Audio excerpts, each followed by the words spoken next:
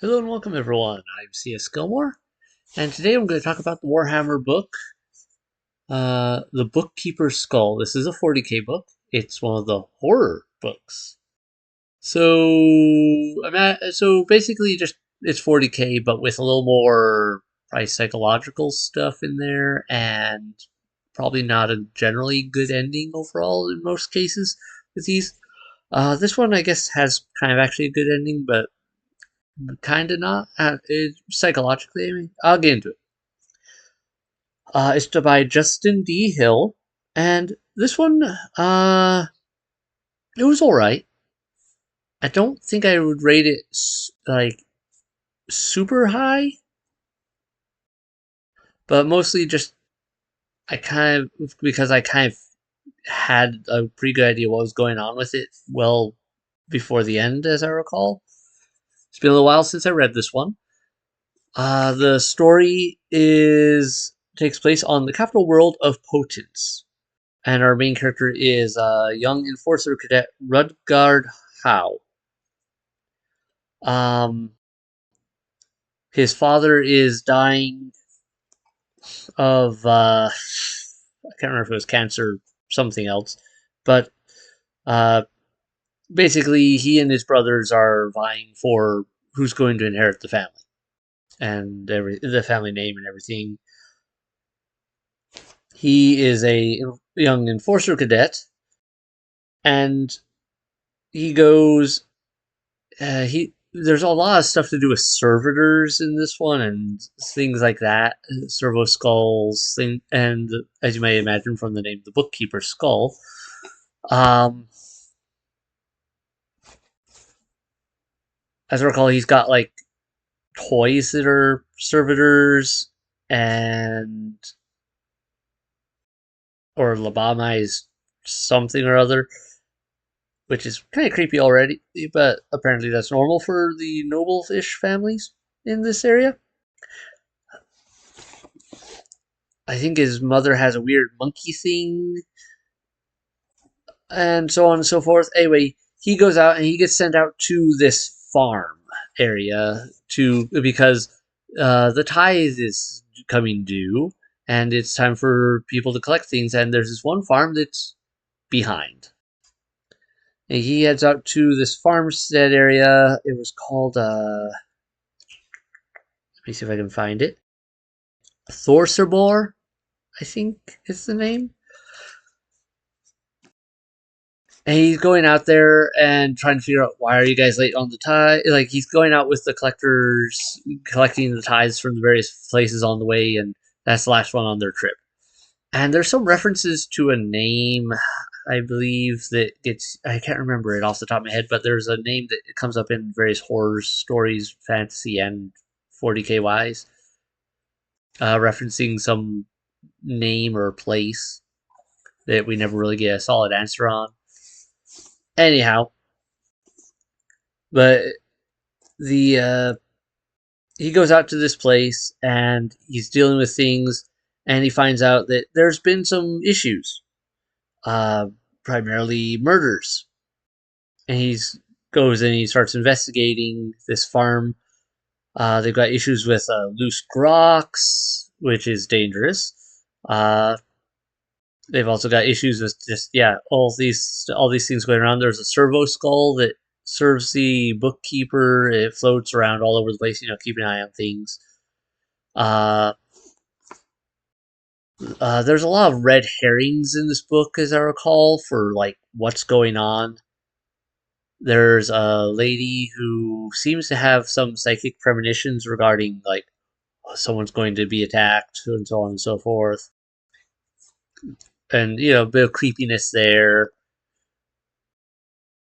because if you think of because like sometimes in the 40k books it's like, yes, the Space Marine psychers, they're great, or some other psyker, okay, they're a little weird, but in general cases, psychers are actually creepy little nutcases and are very mentally unstable, and you give everyone the shivers, whether they know for sure what's going on or not.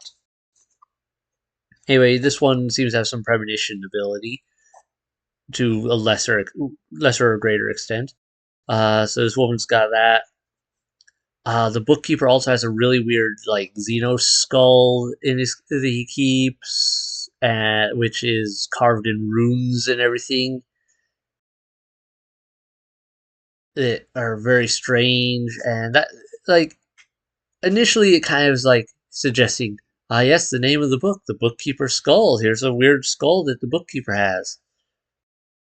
And as I recall, I was rather disappointed that they really didn't go anywhere with it, or at least nowhere major. Like it was kind of like suggested and hinted this could be something, and then they kind of went on with life, dealing with the grox that was loose and people getting injured, and still more murders. And apparently it's super crazy dark out there, and they're in the boonies, so there's not a lot of help coming.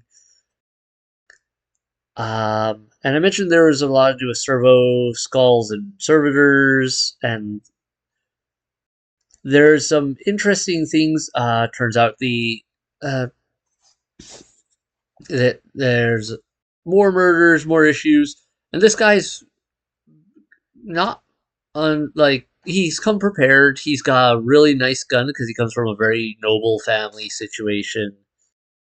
I believe his father is like someone super crazy important and whatnot. Uh, yeah, lots of dealing with the locals at the farm, trying to get things sorted out, figuring out what's going on, who's killing who, or what's killing who. Let's see.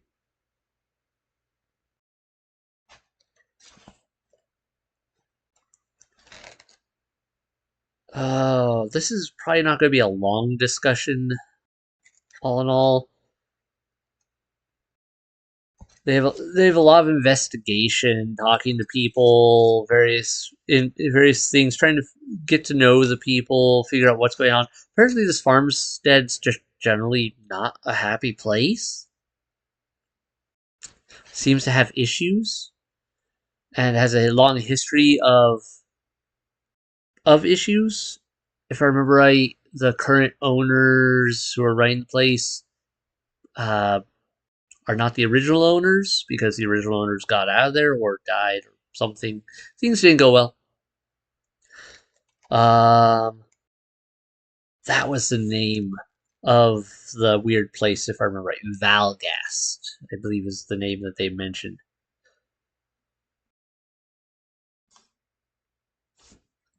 Yeah, Valgast. It's a name that comes up in various horror books, and there's a sign with that name on it. And no one knows exactly where it is, or who it is, or what it is, but it's a name that comes up in various horror books and kind of ties them together as like there's some horrible thing that connects these places and things together. Um, yeah. Anyway, there's all these things where they're dealing with the murders. More people are being murdered, if I remember right, and he's trying to figure out what's going on. He has some dealings with the witchy girl whose mother is kind of trying to protect her, but they don't really know enough about why she gets weird premonitions and why she acts weird. For those of us in the know, we're going, she's a psyker, yes, and not sanctioned, and probably needs to go on a nice black ship somewhere to either get trained properly or fed to the emperor. But before she hurts someone. Anyhow, so also like look at the art on this place. It's pretty cool. It kind of gives you an idea of this place isn't a happy area. Kind of swampy in some cases, or and just lots of meat hooks and equipment and just dealing with the general area. It's a beat up old farm place. Anyhow, continuing the investigations, there's some hints that a lot of the murders have something in common. they all have just one big puncture, some weird puncture wound, I believe usually to the back of the head. And they're like, is this some weird serial killer thing? And they're trying to figure it out, or is it some weird creature with like a proboscis or a spike? Long story short, Bookkeeper's skull, glowy thing, is red herring. Several other things. It's not the grox. It's not so. It's not the witchy lady. Uh, no, it's the Bookkeeper servo skull that's been going around. And this is one of the cool parts of this book, I would say, is it gets into some of the horrors of servitude, servitorizing things, and servo skulls. Because the Imperium has a big no AI rule. Big capital letters no. Or as they often refer to AI as, abominable intelligences. That has a whole long history in the Warhammer universe due with the Men of Iron and the rebellion that happened way back in the involved the loss of the golden age of humanity, etc. and so forth. Andy, can you go scratch over somewhere else where you aren't shaking everything? You're a good boy. Thank you. Good boy. But sometimes servitorizing people. So yeah, what they do to avoid AI is when they create, say, a servitor, a robot of sorts. It's not a full robot. It's more like a weird meat cyborg, where it's mostly robotic, but then there's a human brain attached to it. Usually a lobotomized, like, convict, for example, or just someone who wasn't important enough to be needed for other things. Uh, Servitors can range from combat servitors to just menial labor and or whatever else they need doing, usually with very simple specific programming, but it's all ultimately run by a human brain somewhere in there. Even though that brain has been generally lobotomized and removed self, it's just as a process. It basically, the brain's just there as a processing unit. But every once in a while, that process doesn't work right, and someone gets the locked in experience. Being locked in is kind of a thing where, like, some people, like in comas, may be aware, but they're like unable to move anything in their body. Think sleep paralysis, but a little more permanent. Yeah, and so there may be someone may be technically still in there, aware of what's going on, but unable to do anything as their body follows orders. This case is a little different. Servo skulls are similar. They're a floating skull, as you might imagine, given a hover unit, usually some tools and other things, and but human brain in a skull, running things around. Don't know how that works? Welcome to Warhammer. But this servo skull is special. Like I mentioned, usually they're created via either. There are some cases where they're created as an honor, especially in the Mechanicus. Like maybe someone who's died or dying, and they might get turned into a servo skull to preserve their knowledge and whatnot, and help them continue in their service to the Omnissiah or the Imperium. But a lot of the time, they're also created from servitors, and some servo skulls are created from convicts. In this case, a very famous serial killer convict type was turned into a servo skull some many years back. I think the guy's father may have been involved in his capture and execution. Anyway, turns out that servo skull is his, and it maintained his enough of him to continue being a serial killer. And it would just float around the farm, doing its servo skull, monitoring things, being security, recording bookish stuff for the bookkeeper, who knows, whatever. And then if it happened to, find someone off on their own, it had this little drill that could just pop out and come up behind him and, hi, zzz, who's paying attention to the servo skull that's just flying around everywhere normally, every day, all the time? And zzz, a little hole in the back of your head and you're dead. Oops. It ends up eventually coming after our cadet here, and our cadet enforcer, and while he's trying to do something like working with the girl, trying to figure things out, and it traps him in an area, and he ends up eventually fighting it and killing it again. Yeah, technically, second death, I guess. Anyway, he kills it, and there's a whole thing about. I believe at some point there was a thing about his mother having died under strange circumstances as well while he's doing this, and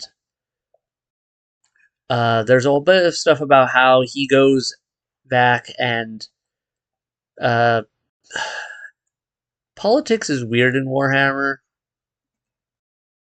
His father lasts for like a few more years despite the health issues. He's persistent like that.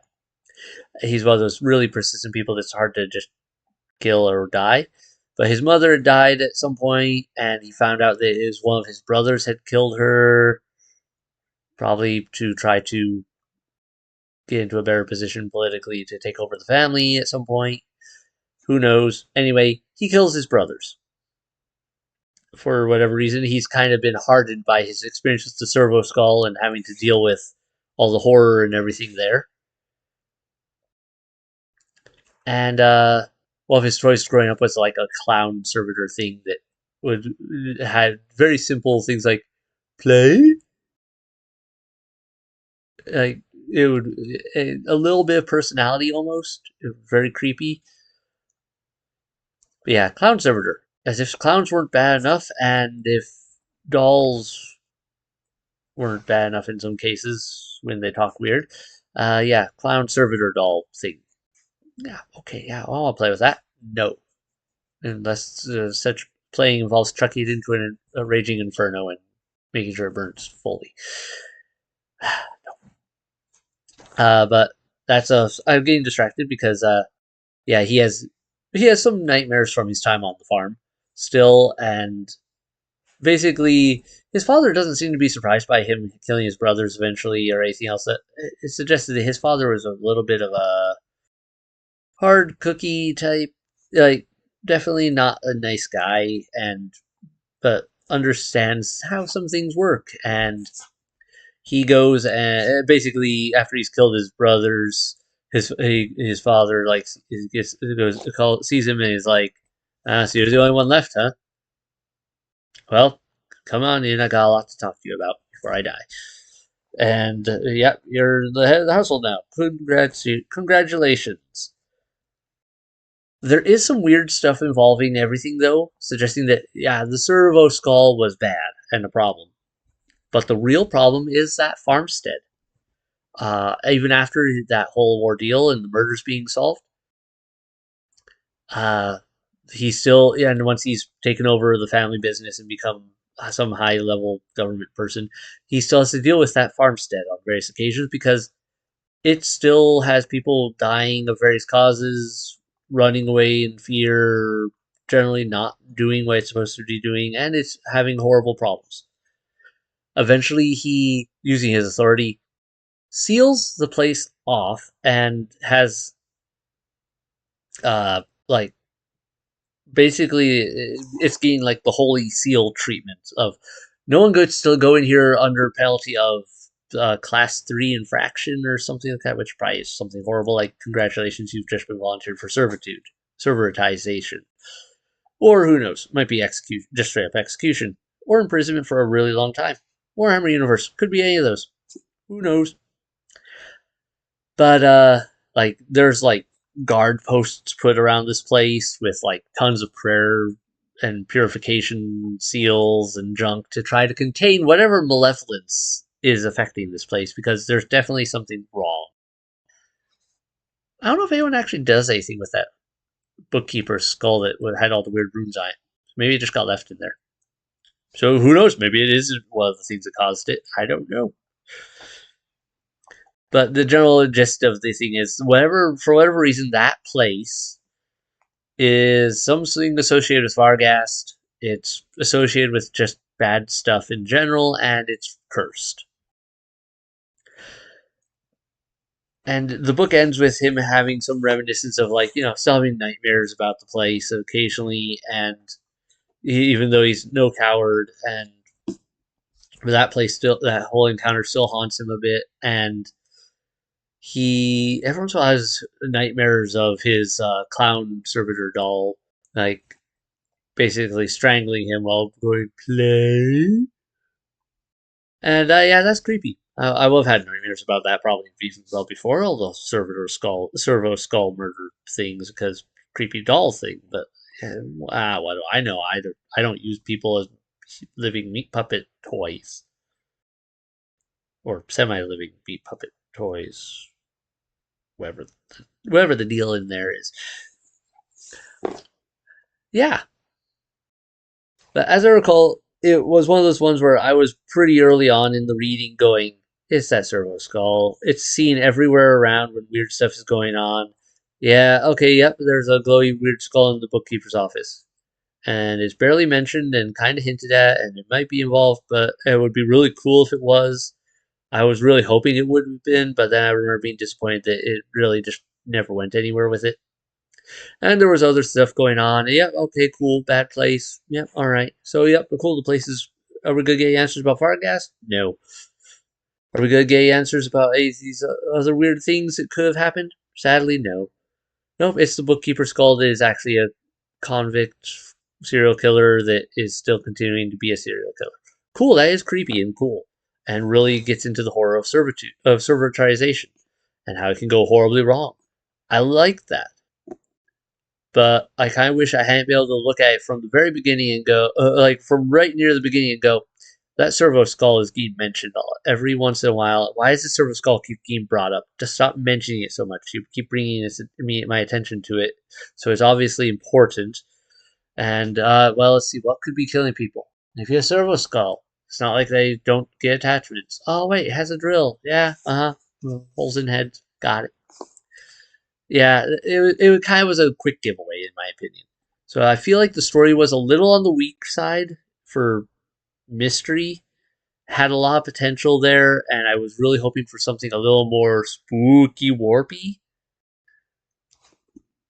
But it kind of touched on spooky, warpy stuff. Like maybe the servo skull was normal, a normal servo skull before, but something about that place revived a little bit of the malice of its original owner. Hard to say, but yeah, all in all, decent book. Favorite? Nowhere near favorite.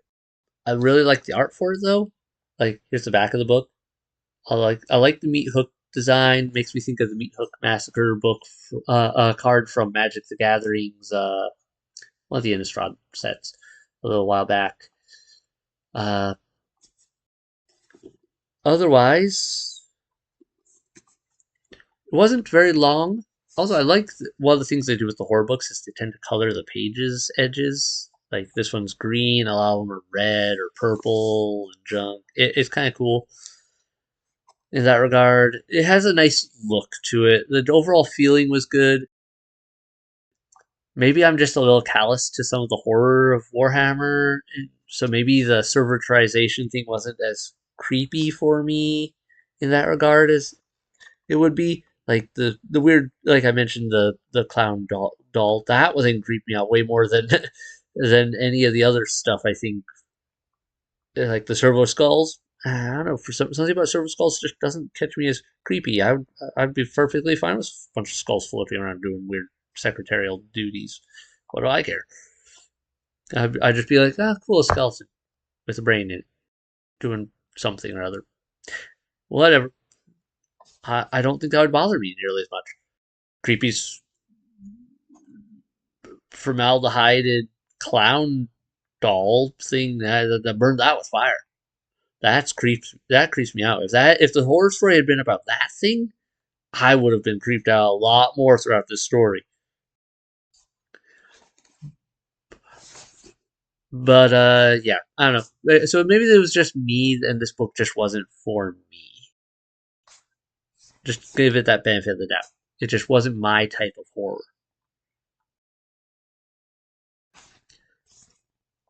And I felt like I could guess the ending. Like I guess the what was the problem kind of early on, and didn't fall for the red herrings as well as I wish I could have.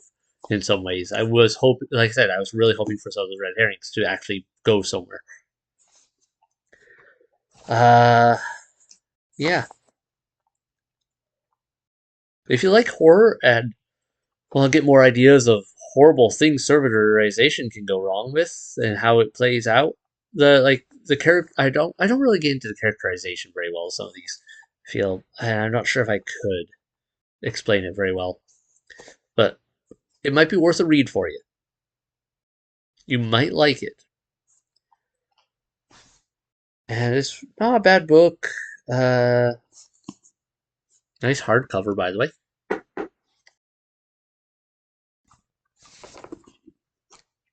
And it also does a nice job of, I guess it also kind of does a nice job of shedding some light on the general inner politics of some noble families. I can't remember if it was this one. Give me 1 second to check something. Not that, not that.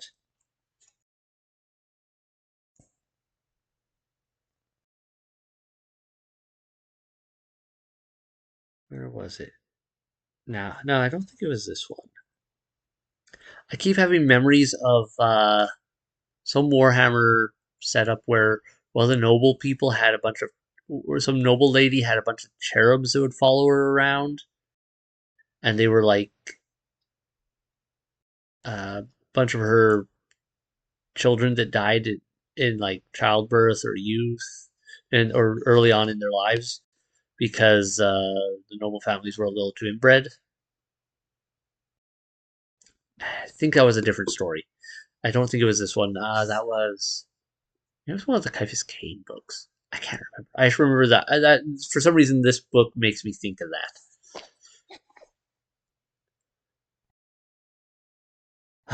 All right. Well, I think I've talked enough about this. I skimmed over a lot because a lot of it was just him dealing with stuff in the farmsteads and area and investigating and trying to figure out what's going on. And while the silver skull mysteriously tends to float around in all the areas around him, being seen at various points and in the dark and all around and scaring people in general, being spooky because it actually was spooky and killing people. Go figure. Uh, yeah. I guess also part of the horror with the Silver Skull is that like it shouldn't have been able to do that. It shouldn't have been acting like that. And that was part of the horror of it was that if one servitor could end up like that, if one servitor type thing could end up like that and be still maintain a part of itself and be go rogue against its orders and doing extra curricular activities like murdering things, could any other servitors be doing that? Could I ever trust a servitor again? Would I ever have trusted a servitor in the first place? I don't know. But that's it for this book. Thanks everyone so much for watching. I hope you enjoyed it. Uh,